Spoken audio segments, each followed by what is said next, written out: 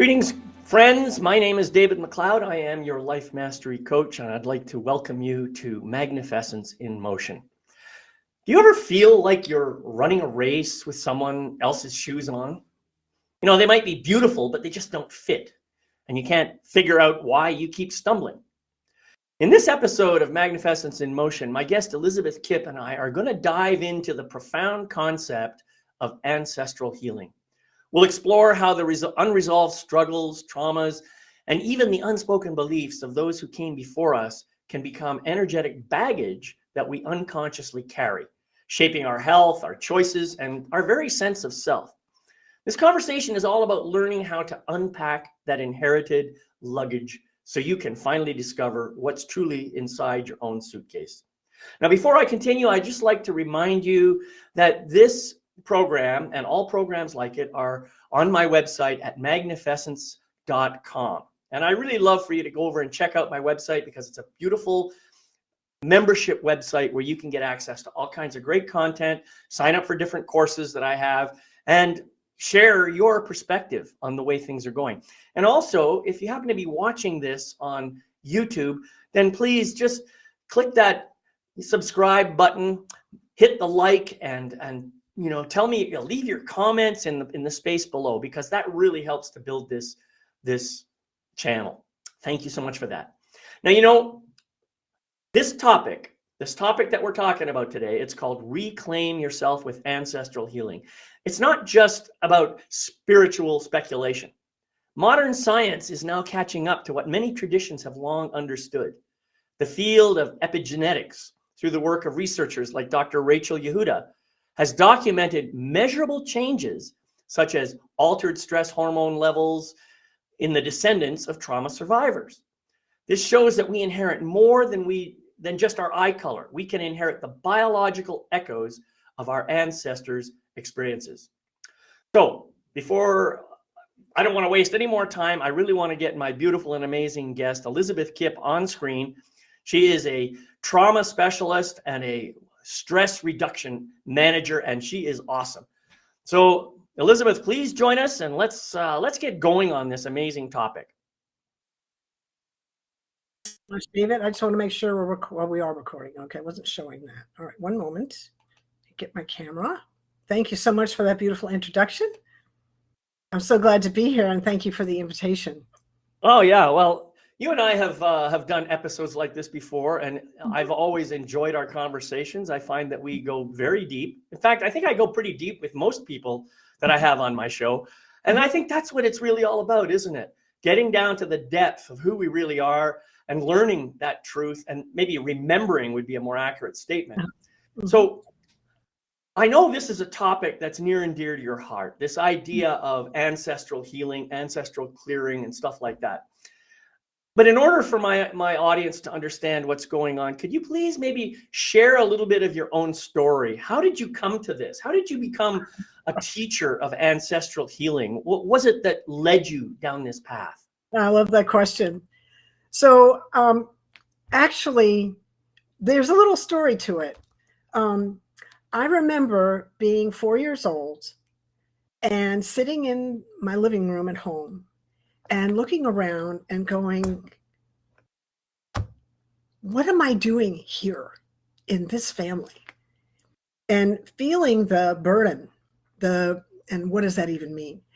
I felt a weight and really darkness, really kind of a dark shadow. And I, as a 4-year-old, I didn't have words for any of that. I just felt it. And I was like, what is this? Right. And of course, in my family, nobody wanted to hear about that. so it wasn't something, this would not have been a topic of conversation in my family. So I just noticed it and I felt it.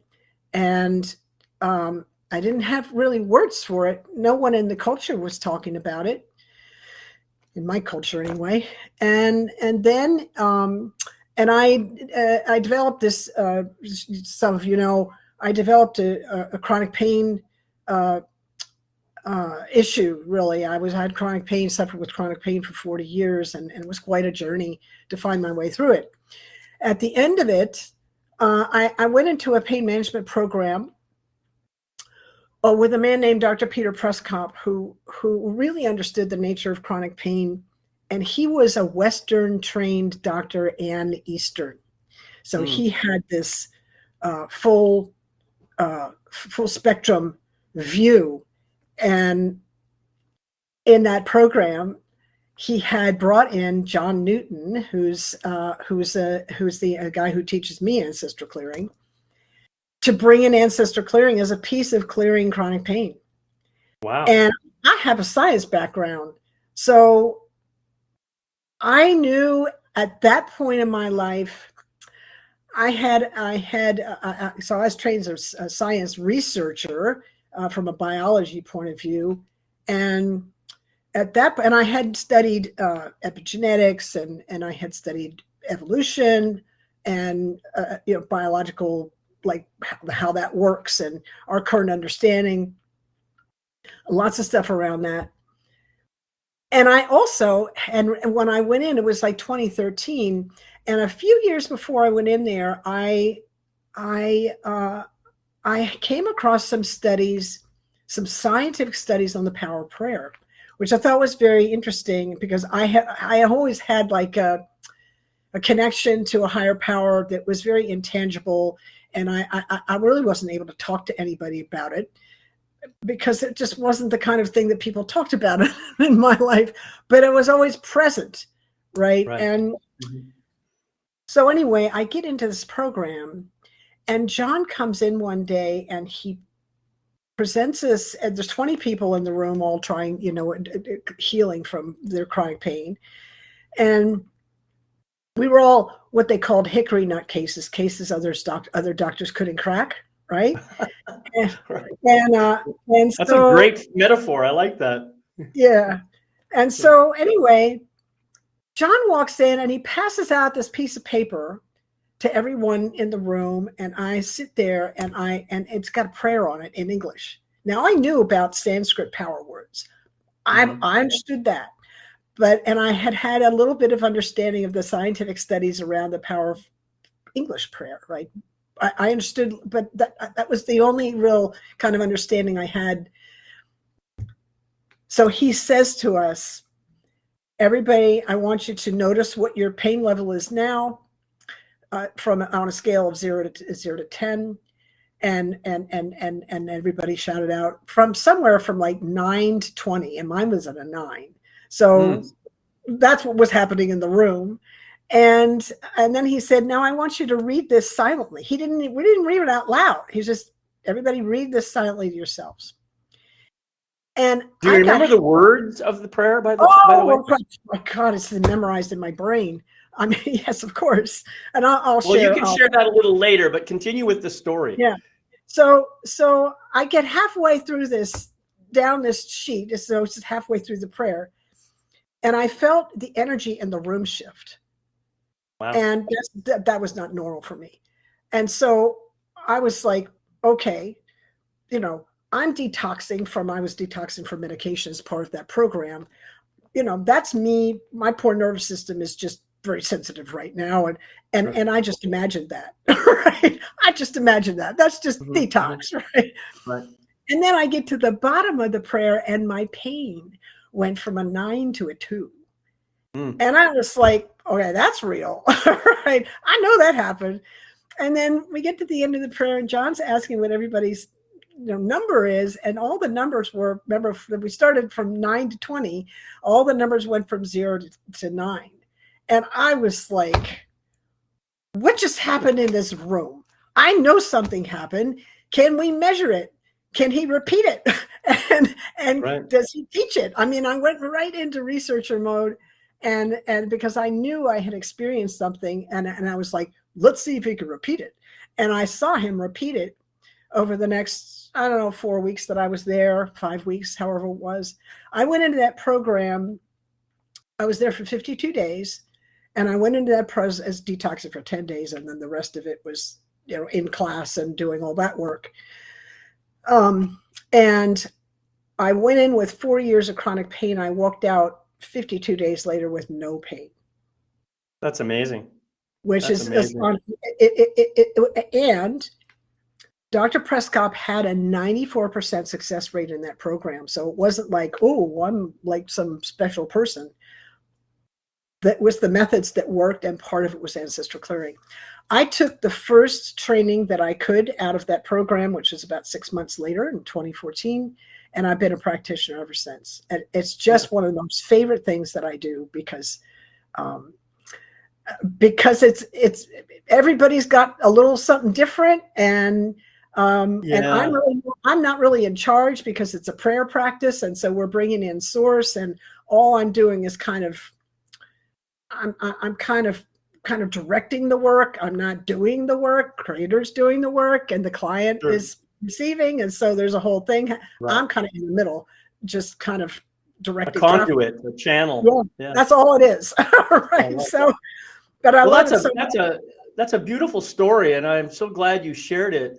You know, when you started talking about being that 4-year-old child with all that darkness around you, for some reason my eyes went to that painting that's over your left shoulder on your wall. I see this bright shining light with the darkness around the edges, and I'm thinking, okay, yeah, I guess we could all kind of relate to that a little bit, can't we? But I want to come back to this whole idea of pain. I guess it would be, I'm not someone who has had, well, maybe I have had some chronic pain now that I think about it, but I would imagine everybody has pain, and maybe even chronic pain that they've gotten so used to, and they've kind of said, this is just the way life is. They've found a way to live with it, and they haven't really necessarily done anything about it. Is that kind of your experience too? Well, we'll start with a definition. That's a possibility. I would say generally people are walking around unhappy. So, you know, that's unhappiness is a form of, yeah, I would say emotional pain, maybe with a heavy negative mind is what I would say. More like an accentuated, not just the survival level of negativity, an accentuated one, which is an expression of chronic pain. The definition of chronic pain is any pain that's felt 15 days out of 30 for 3 months or more. Any pain, physical, mental, emotional, spiritual, psychological, financial, all pain, all those different kinds of pain send the same signal to the brain. It hurts. The brain can't tell the difference between one kind of pain and another. And all of that pain changes the way the brain perceives the world. Remember now, the brain, well, some people may not know, this is my area. The brain is this amazingly sensitive, creation, and it's very attuned to the present moment, and the momentum of the past is part of the momentum. It also holds the momentum from the past, and what we do in the present moment determines like what the brain's going to do the next time. So this is why it's so important for us to own to be conscious, have a conscious practice, to kind of be very aware of, when I do this, this is the result. When I do that, this is the result. And so that we're not feeding our chronic pain problem. But chronic pain expresses the changes that happen in the brain because of chronic pain, or, as I said, pronounced negativity. You're all wrong, and what's wrong with you? And then we turn it in ourselves. What's wrong with me? And so there's a lot of complaint. There's a whole kind of frequency of complaint, and that's part of the biochemistry, right? It's negative. Also, it affects, and that's part of the effect in the emotional center in the brain, because it's quite affected by that. The other one is that it hits our memory, short-term memory, and I was so bad right before I went into Dr. Prescott's program, David, that I could watch a movie at night and get up the next day and watch it again in the morning, and I didn't remember any of it. Wow. And I used to think it was hilarious, but I didn't understand that that was an expression of the level of chronic pain I was in at the time, right? The good news is that my memory is like amazing. So I healed from that, but the brain is very, really quite affected from chronic pain. And the good news is that all we need to do to heal from the changes that happen in chronic pain is to bring in modalities that heal those changes. Meditation is one of those. Ancestral clearing is one of those, et cetera, et cetera. This is kind of my area, right? And the ancestral clearing is such a significant piece. And a lot of people miss it. You know, it was very interesting that Dr. Prescott brought in an ancestral clearing person into that, because you're not going to see that in most pain management, integrated pain management programs. You're not going to see that. Right. Especially in Western society. Yeah, well, this is Western. This was, but it was in California, right? Well, they're a little bit more open to different modalities in California. Well, John's in Colorado now, so he's in Boulder. It's amazing. Right. So the ancestor clearing was pioneered by a man named Howard Wills, who lives in Kauai, I think he does, and then John learned really from Howard, and then he kind of evolved the work and blended it with some stuff he was already doing, and really developed it as Howard doesn't teach it. John teaches the way John does the work, and then so I'm one of his practitioners. Yeah. Right. So now let's get into this idea of ancestral clearing. I know when I first heard the term, I thought, okay, so this is all about going into past lives and, all that kind of stuff. So doesn't that presuppose that I have to believe in the notion of past lives in order to be able to benefit from this idea of ancestral clearing? First of all, I'm sure my initial assessment was completely wrong. However, that's what came up for me, and I suspect other people have similar thoughts when they hear that term. So I just want to make sure that we get a clear understanding of what ancestral clearing is and why it's not such a woo-woo thing. Yeah. Okay. So remind me when I get done with my answer to tell you the story that locked it in for me, because I had never had a conscious experience of a past life until I did ancestral clearing one day, and I was like, "What the hell is this?" Okay, well, you and I are going to have a separate conversation, because I've had exactly the same experience in my life. I'm 72 years old now, and I have never, ever in my life, other than a couple of experiences of deja vu, I have never had an experience of past life or reincarnation or any of that stuff. Well, okay, so we can approach this from a few different angles. Yeah.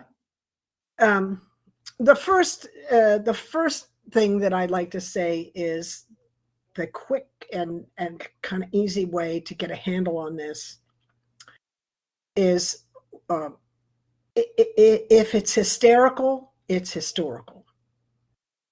If you have a really fiery reaction to something, that's got a root in the past. Right, but it could still be a wound from my current life. I didn't say what from a past life. I didn't say what past. I just said the past. Got it. Okay. Now, in ancestral clearing, because of the process that we work, and we've got at this point about 30 different ways we could get at the burden. I have limited here because we're not having a private session, but with a group, we can get to the root of that. If the root is beyond childhood, the ancestral clearing process will help us. Will help us get there and pull the root out, because we want to be able to. It's like gardening, right? If you don't pull the root out, the weeds coming back, right? So exactly. So I want to just kind of explain that. The other thing I want to say is a lot of people say to me, "Well, I don't know if what I'm feeling is like ancestral or from my." From my family experience, or like you said, from my childhood, or I don't know, maybe it's the current collective. And I love that question, because we have to think about perspective, right? The Newtonian perspective would be linear. Time is linear. The quantum perspective is time is not a thing. It's all present moment. And so we access through the present moment, past, present, and future all at once. Right. So if I'm looking at if somebody says to me, well, I don't know, where did this thing come from? I'm like, you know what? I can't tell you, because we're in the present moment and we're here. Let's work on it and see where it takes us. So I'm very clear on that. Imagine your life, everyone listening here, imagine your life as a Russian doll. You know, those nested dolls, or little doll, bigger doll, bigger doll, bigger. Imagine the little one in the inside is you, born just you. Of course, you've got the ancestral burden, but that's another layer. We've got you, and then you've got the next one out is your family environment, and the next one out is like the city you're in, that immediate culture, and the next one is maybe the nation that you live in, and then the next one out is Earth school and its environment, and now you've got the present moment, and then you've got the ancestral lineage. So you've got a whole bunch of dolls there that are all nested in one another, and from a quantum point of view, they're actually not separate. They're all part of one. Sure. So I just kind of blew everybody's mind. Get that, yeah. That's not everybody will, but I mean, my poor mind tries to like see that, and it goes. Right. Well, all of this makes perfect sense to me. It really does. And I'm not saying I don't believe in this idea of ancestral clearing. I'm just kind of maybe playing devil's advocate a little bit, because I know that there are people who are going to question it and say this is ridiculous, or they're going to have a judgment about it without necessarily just opening themselves up to the possibility. And you know, that's something I certainly used to do when I was much younger, but I'm much more open now. Yeah. You know, right. And I am willing to ask questions and to be open to a possibility of something that I can't comprehend. Yeah. Well, that was. So I think that's the whole point of this line of questioning. I'm interested in being educated here. Yeah. So I haven't finished. There's a couple more perspectives we can bring in. Keep going. I'm having them fun here. So think about the DNA. And so we're talking about the coding, and we're talking about the switches on the outside of the coding. Okay. So all of it. So the epigenetics, genetics. The genetics is it's the stuff that isn't going to move in this lifetime, unless there's some kind of like irradiation or something. And then like hair color, eye color, that kind of thing. And then the epigenetics of the switches, the things that turn on and off on the genes that react to the environment that it's in. So think about this in terms of, I'm going to take a huge view here. Think about it in terms of source, life energy, doing its thing.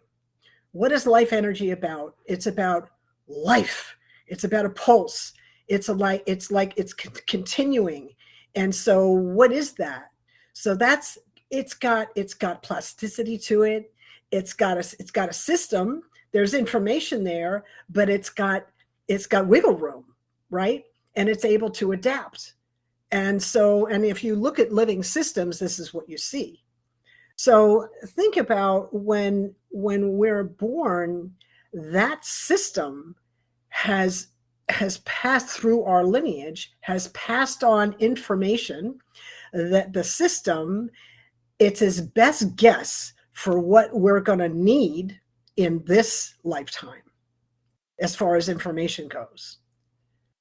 That's another perspective, and it makes sense to me. Is looking at a butterfly, looking at all kinds of animals, looking at plants. I have a plant science degree. I mean, you can kind of see when you look at systems and ecosystems and systems in generally, you can see there's information moves through the system, and what's happening with that information? Is it able to move and adjust, or does it hit a snag and collapse?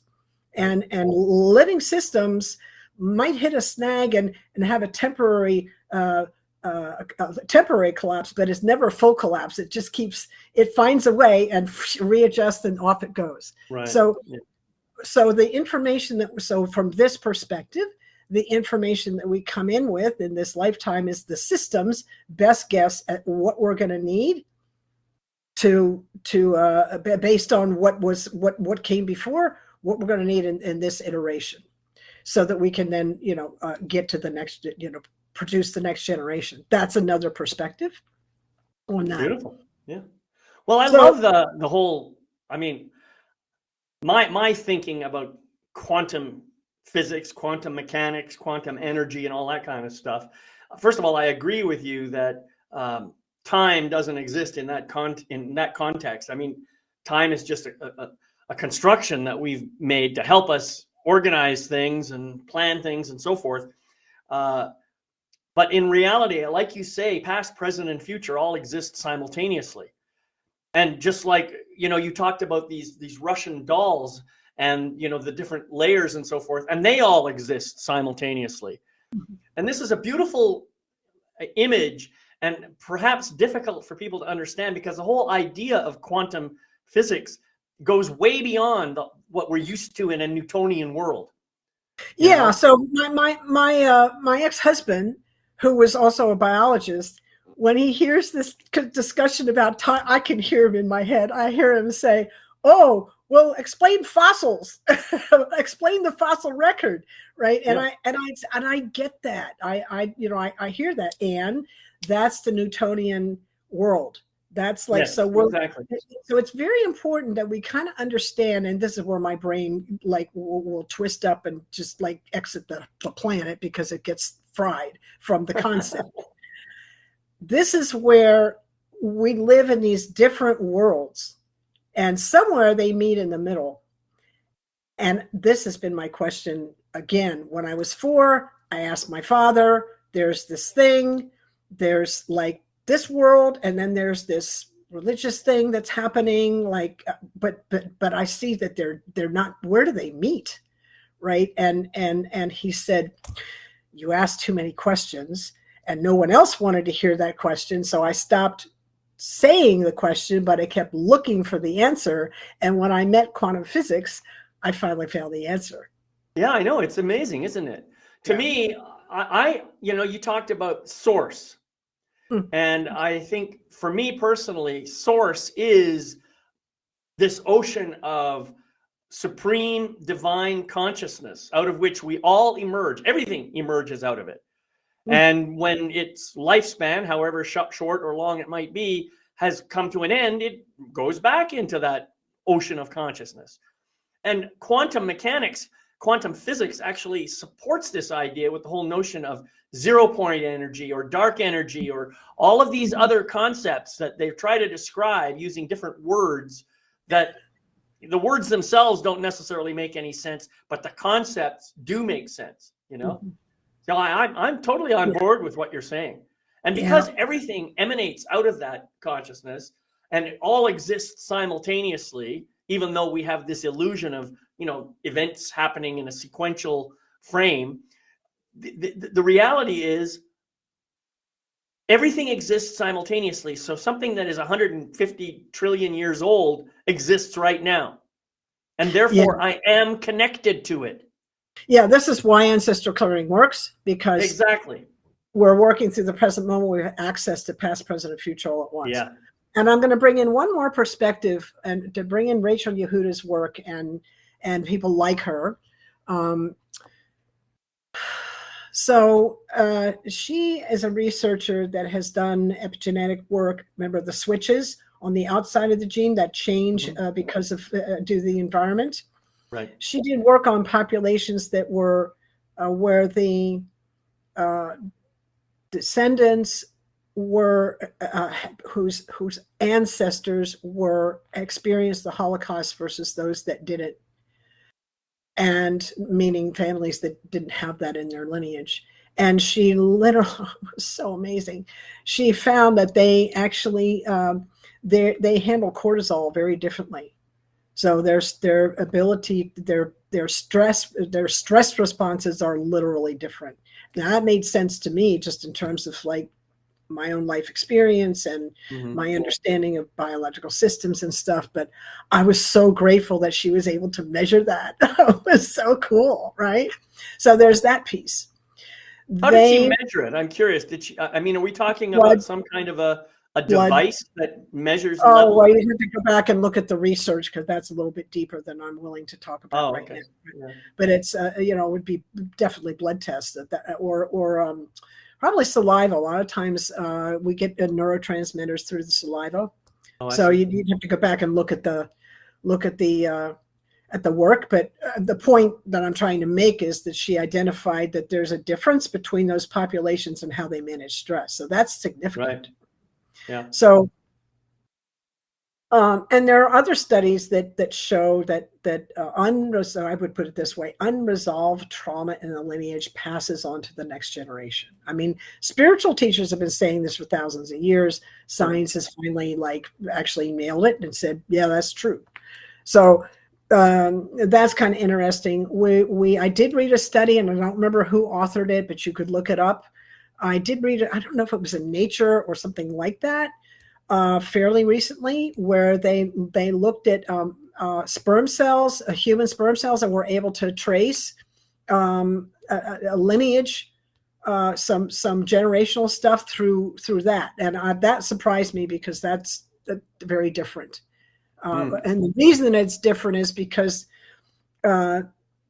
men are not born with all their sperm. They generate them through their life, right? Women are born with all the eggs that they're going to have. In fact, this is how different men and women are. When my grandmother was pregnant with my mother, all the eggs that my mother was going to have developed when my grandmother was 4 months pregnant with her. That's when the eggs develop. Sure. So now I, as an egg, am sharing space energetically and actually with my mother and my grandmother for 5 months. That's pretty fantastic. Wow. Yeah. And my grandmother spent time in her grandmother. So now now you just said how men and women are different. Line. Right. So men do not experience the same thing because men do not have eggs. Well, men also, men come out of eggs as well. Right. But they're the way that it transmits differently. They're still spending time ultimately energetically in their grandmother, but they don't have the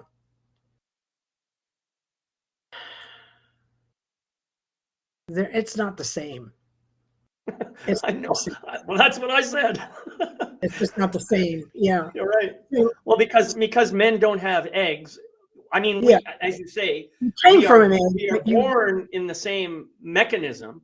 We are conceived inside, an egg, and that's fertilized, and we're gestated inside a mother. Yeah.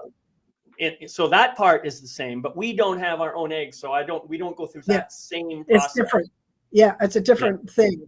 So when we work with think about the mother line goes really back energetically to the first female. You could think about it just in terms of energy. So that's amazing. Now, oftentimes you'll hear, certainly in science, and in some spiritual practices, you'll hear, clear 7 generations front and back for when we do ancestral work. And I'm like, why is there a limitation? Why would you put a limitation? Why would you stop at 7? But that I was not including the quantum perspective, and also I asked one of my spiritual teachers when they laid that down in class one day. I'm like, why is there a limitation? Right. And they said that's what science can measure. So okay. So it science has to can measure got it. 14 generations, but right. And so I was like, okay, that's honest. And science can only comment on that which it can observe, measure, and describe. Sure. But we live in the all that is. We live in all possibility, not just in the part that science has a handle on. Right. Well, but here's something else, because science is mostly concerned with the Newtonian world. Science doesn't have the ability to go to future generations. It can only follow them and wait for them to show up and then do the measurements 7 generations back from there. That's the best they could do. Yeah. But I understand what you're saying. I mean, from a spiritual and energetic perspective, you want to do at least 7 generations in either direction. But in this work, in the ancestral clearing work, I don't have a limitation like that, because we're asking source to come in and clear it all. So why would I put a limitation on it, right? So I'm just saying, like, just so people understand the landscape we're working in and what other people are saying and kind of the work they're doing. And I'm so excited that there are so many people in the work now, and there's a lot of different perspectives, and it's pretty cool work. Yeah, I'd love to give it sounds really fascinating, for sure. And I know you've written a book on this topic, have you not? No, I haven't written a book. I wrote a book called Conquer Chronic Pain: The Way Through the Way Through Chronic Pain, Tools to Reclaim Your Healing Power, which explains ancestral clearing in it. But there's this is not my story per se. This is really a book for chronic pain sufferers and those who care for them, doctors, nurses, family members, and friends. It offers proven techniques to clear pain and live a life free from suffering. From a former chronic pain sufferer, me, who searched the globe for answers and found them. And ancestral clearing is one of the pieces. All right. So the way through chronic pain, and I assume that's available on Amazon. Or it is, and you can get it through me as well. I'm just going to put it. So why don't drop the link in there, and look at that, beautiful. Yeah. So I'd love to give everybody a crack at having an experience of ancestral clearing, because when you ask what is ancestral clearing, it's kind of like asking what's chocolate, right? If you've never tasted it, yeah. You don't know what chocolate is unless you've had the experience of it. Right? So it's like that. So let me explain the process briefly, or an easy to access, the way I first really accessed it. I'm not going to have you read a prayer. I'm going to say one out loud to you. Okay. You want me to be your guinea pig today? Well, everyone here you can, the thing that's cool. Remember, we're in the present moment. So we access past, present, and future all at once. And when we do the work, the live here is replay is just as powerful as the live, because present moment. Right. So whether you're watching the replay, or in our case, we're doing it now, the effect will be just as powerful, which is kind of blows my mind. My poor feeble mind blows it, because it's like, how is that even possible? But I've experienced it. All right. So just, now it's a prayer process. So what we do is we ask source, God, creator, whatever you call that which made all of this, we ask it to come in and help us release that which no longer serves us. And we use the word forgive very specifically to mean offering up that which no longer serves us. And we're offering it up to source. We're not asking God or source to take anything from us. We're asking it to help us release. Because if I could have released this burden, I would have. I just can't do it on my own. So we call on a power greater than ourselves, and we'll see what happens. So I want everybody here who's listening, David, you and me, and we're just noticing, everyone listening on the replay, just notice your body for a moment, and notice the level of sensation in the body. I can feel my sitting bones on the chair and my feet on the floor, and my back is on the chair. And I have a little bit of tingle to almost a burn in my fascia from my hips up, just what's happening in the moment. And I would give all that in terms of sensation level from 0 to 10 of intensity. I would give that about a 4. And so I notice what that is for you. So notice its location and its level of intensity, and just be present with it and breathe and let these words pass over you. Remembering that we use the word forgive to mean offer up that which no longer serves us, and we offer it up to whatever you call that which created all of creation. O divine spirit, creator of all that is, all that you are, thank you for the many bountiful blessings you've bestowed on us and our lineages. We come to you knowing that you are always here with us in all your great and vast nature. We ask humbly and gratefully for us and all our relationships and all our ancestors and all of their relationships throughout all space, time, dimension, realms, lifetimes, and incarnations. For all inherited energies passed down to us that were residue of wounds we didn't create, but were born into.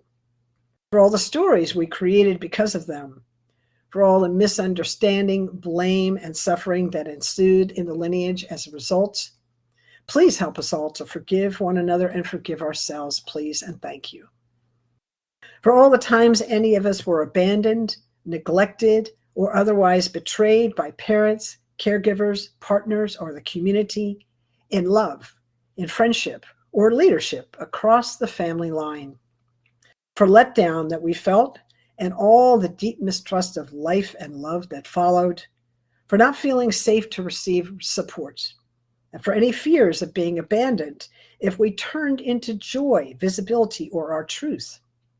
Please help us all to forgive and release one another and forgive and release ourselves, anyone involved directly or indirectly. Please and thank you. For all addiction and escapism patterns any of us fell into, whether alcoholism, drug abuse, emotional eating, gambling, control, achievement, codependency, or any other pattern that kept us from looking within ourselves for the answer to our wholeness. For the legacy of numbing our pain as a survival strategy and how it kept us from living life fully and allowing ourselves to feel you, Creator, flowing through us. And for all the limiting beliefs, judgments, and conclusions we had or made that kept us playing small, not able to reach our full potential in life. Please help us all forgive one another and forgive ourselves, please, and thank you. For all the experiences we had of injustice, persecution, systemic oppression, or other betrayals of authority figures, teachers, coaches, doctors and nurses, lawyers and judges, spiritual leaders, and anyone else we look to for leadership. For the times we felt anger and profound letdown at you, Creator, and for how that weighed on us and our lives. And for any spiritual grief we felt that made trust and surrender seem impossible. Please help us all forgive one another and forgive ourselves for once and for all, please and thank you. For all survivor's guilt, for any shame we carried while others in the family or the community suffered. For any inherited guilt from past hurts or harms done, and for any time we were unable to stop harm from happening. Please help us all to forgive one another and forgive ourselves, please and thank you. For all sexual hurts and wrongs, and any time they were minimized or went unspoken. For all secrets within the family, and how in such darkness those secrets festered into wounds. For any shame carried in the family around our innate animal nature, and for any confusion or conflict about any of our relationships to sensuality, boundaries, or expression. Please help us all forgive one another and forgive ourselves, please and thank you. For all conflicting DNA, any energetic tug of war in the lineage, opposing values, unresolved family feuds or vendettas, or mixed ancestral allegiances. For any negative residue left from the genetic imprints of both the oppressed and the oppressor.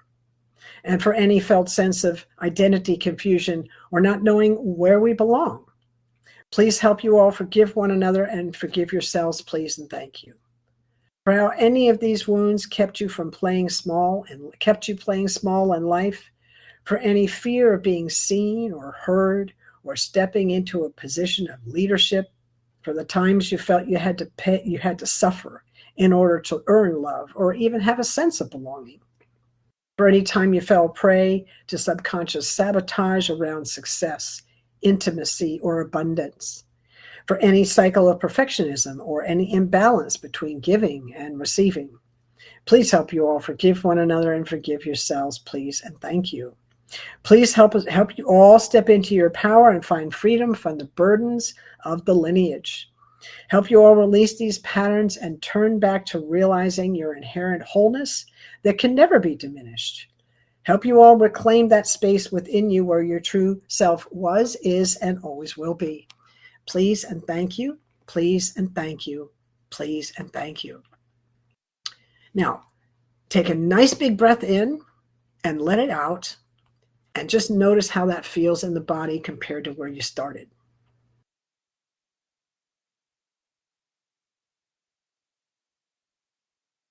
Wow. That was beautiful. What did you notice? Anything in the body? Anything different? Big or small or different? Okay. So I think I was probably at about a 5, with the sensation of tension in my back, right down the middle of my spine. And as you were speaking, I noticed I could feel it just loosening and relaxing. It's great. And it's definitely now, I'm not even sure I can feel it. I'd say below a 2 for sure. Yeah, that's sweet. Thanks for the report there. Yeah, we find that it's interesting because we come into this life with the gifts and the burdens of our ancestors, and we're used to carrying the burdens. And we don't know we have them because we're used to carrying them. We don't know we have them until we don't have them anymore. And then we're like, what just happened? That's And so we feel the shift. And that's another way that we can kind of tell, so ancestral clearing works on the ancestry, but we also work on anything in the past. It could be childhood or previous, but what we really kind of the anecdotal stuff that we hear is that the stuff in the childhood had a root in lineage somewhere else. It came in kind of frequency, and we're kind of frequency matching until we were able to break the cycle. Yeah, that's beautiful. So this prayer that was fairly long, and I was trying to listen to it all. Do you have that as a single prayer, or I noticed you put one of the links there is free AC prayers. Are they like these are shorter prayers, and the one that you gave us today was a collection of multiple of these, or what? Well, that's a collection of 10 ancestor clearing prayers that address different kinds of burden. There's like one on change, like ancestor clearing for change, and there's another one for frequency of abundance and etc. So there's 10 different aspects, and there are various the easy way, a really quick way, we call it a prayer sandwich. A really quick way to if you've got a thing happening is remember. I'm hungry for a prayer sandwich. What did we just do? We just asked Source or Creator. We asked it to help us release that which no longer served us with humility and gratitude. Right. So Source, the thing we're forgiving around, please and thank you. That's basically the thing. And so if I had an issue with I just was working with somebody. So just if I had one issue, the thing's coming up right now, right? I'm upset about 2 family members that are fighting, right? Right. And so where do you feel that? Well, I'm noticing, I feel it in my throat and I feel it in my core, and I've got some in my head and my shoulders, and like, so it's kind of on fire, right? So breathe into all that, stay centered, stay present, and creator for all the fighting that ever happened in my lineage, everything that led up to and arose from it. Please help us all forgive one another and forgive ourselves, please, and thank you. Boom. That's a prayer sandwich. Right. So Got it. You can make it super short.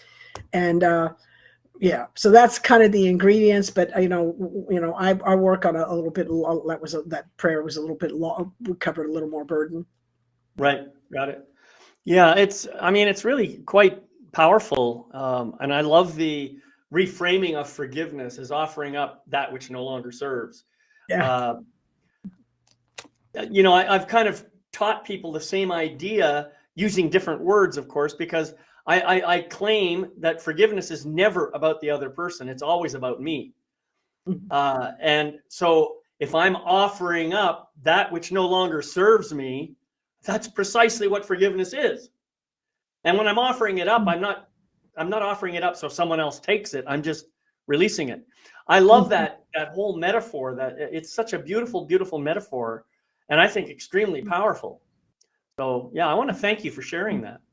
Oh, you're welcome. That's my pleasure. This is kind of the bread and butter of my life, is doing this work.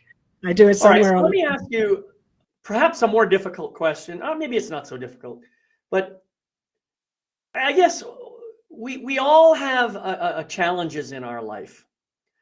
And one of the things that I've learned about my own life is if I fail to do something about it when it first starts showing up, then in my life, it kind of amplifies itself.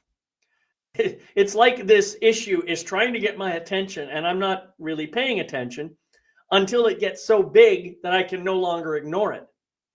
And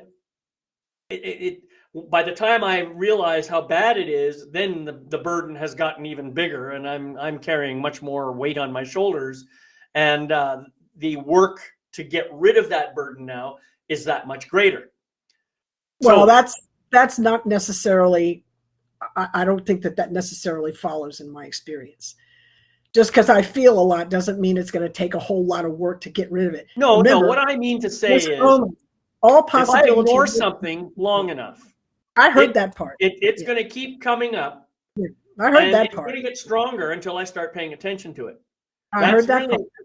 That's really what I'm saying, and I think many people have that experience. At least the people that I work with have had that kind of experience. Sure, so yeah. And what I'm trying to teach people is start paying attention earlier. Get more grounded into what's really going on in your life, so that the effort to do the work is much, much less. And as you say, it may not be as bad as I think it is when it reaches the point when I finally start paying attention to it. And certainly I will say that when I finally did pay attention to my own burdens, the relief that I felt after doing so was immense. Yes, you were. It was just an amazing catharsis. Now, we don't have to go through a catharsis every time we have a challenge, right? That's what I'm saying. So my question to you is, in your experience, what happens to people who don't do the work to clear all their energy, and what happens to them? They suffer. Right. So the idea of the work that we do is to help people relieve suffering. Of course. Yep. So how do they suffer? Well, they have a frequency of complaint. Remember, we talked about chronic pain and complaint, right? And we're sitting at that level. We're sitting in chronic stress, and when we have chronic stress, the human body was actually not made for chronic stress. We're made for pain. We can handle that. We've got the resilience to deal with it. But when we've got it on a chronic level, we're not made to handle the stress hormones and the all the biochemistry involved in chronic stress. really toxic to the body.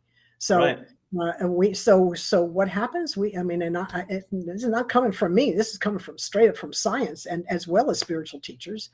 We get disease. We get dis-ease. We're living in dis-ease, and it expresses in all kinds of, ways. So now, super disclaimer here: ancestral clearing does not. We do not make claims that we can heal anything. We address the spiritual aspects of whatever the thing that people bring in that they want clearing around, and then we see what happens. So it's a very like we're not therapists or doctors. Like we're very clear about that piece of it. Yeah. Well, I think that's a really important point, actually. I don't think anybody can claim that anything heals anything else. The best we can do is say, I am empowered to heal myself. That is the only thing that is really true here. I can't heal you, and you can't heal me, but we can help each other to find our ways through the little challenges that keep us from getting connected to our own healing power. Yeah. That is really, I think, the only thing that we can say that is true. Well, I have to be very clear about that. That an ancestral clearing is not stepping on, because I'm not licensed to practice medicine or be a therapist. Of course, right? So, that's kind of why I brought that in, is to make very clear that there's a. Well, yes, but I would go a step further. Even the people who are licensed to practice medicine are not guaranteed to heal you. Oh, well, that's true, but they have a license. So, they have a license. I didn't say guarantee. And all that license really does is give them permission from authority to have you as a patient. That's really all it is. Well, and it's supposed to give people a little bit of confidence, I guess, in the quality of the person who's doing the work. Sure. I talk about this in my book. So I give 20% of the responsibility for my healing. I give to the entire healthcare system, all of them, in this sense. They come in and bring their perspective, and they offer their best practices for this is in our experience, this is, you need to do this in order to heal. Here are the conditions. They set the conditions for us. The other 80%, that's 20%.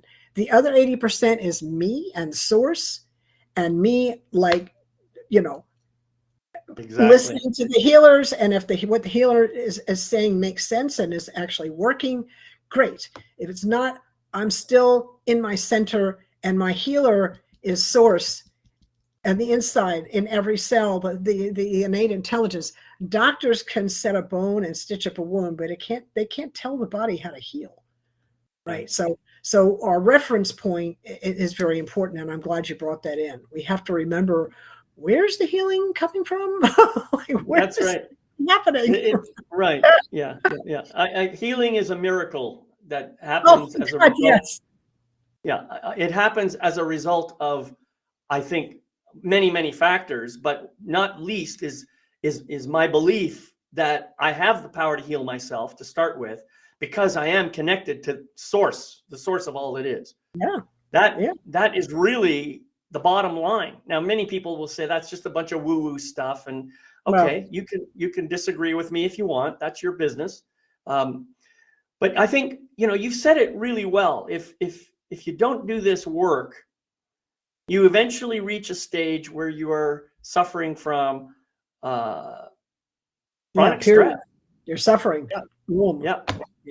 So chronic stress, and that stuff can poison you. It can cause all kinds of disease. So if you're experiencing chronic stress, or if you're experiencing disease, maybe this is a signal that it's time to start paying closer attention to what really needs to be healed. Yeah. And I think that's where I was going to come from on this. I think we all have to find our own path to healing, and ancestral healing is just one way of doing that. It sounds like a very powerful and exciting way to do it. And so I would encourage people to contact Elizabeth and learn more about that. Maybe pick up her book. You can certainly go to her website and grab those free ancestral clearing prayers and use them. Who knows what amazing miracles you'll experience. Thank you so much, David. It was a great conversation. Good to see you again.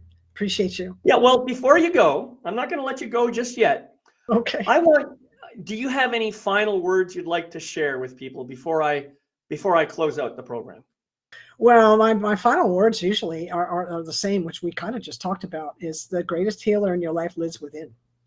Not out there at the hospital, or the doctor or the acupuncturist or whoever, right here. They can, as I said, they can help us set conditions. They can teach us, like, these are the best conditions that we know. It's up to us to do so it's a really important, what is your orientation to your healing? And then the other piece of that is you got to believe more in the body's ability to heal than the power of your disease. That's beautiful. I mean, I think, yeah, I agree. This has been an absolutely amazing conversation. And I'm just so delighted that you were here, that you were sharing your wisdom with us. Friends, I want you to remember that the ultimate goal here is freedom. By clearing these blocks in whatever way you choose, but if you decide to use this method, you're going to make some space to reconnect with your true self. That strong, intuitive, and peaceful self that exists beneath those layers of inherited fear. So give yourself permission to become the unburdened fulfillment of your ancestors' deepest hopes. Okay. Now, thank you all for being here. Thank you for those who showed up live. Thank you for watching the video. Just a reminder, please subscribe, click your like, and leave some comments in the space below. And before I close out, I just want to share my own mantra. It could be thought of as a prayer, and it's real simple. It's got 3 sentences, and it goes like this. I gratefully forgive the imperfect being I have been in the past. I gratefully accept the magnificent being I am right now. I gratefully welcome the evolved being I am becoming in each new moment. So thank you, friends, for being here. I wish you love, light, and blessings on your continuing journey. And I'll see you next time on Magnificence in Motion. Bye-bye for now.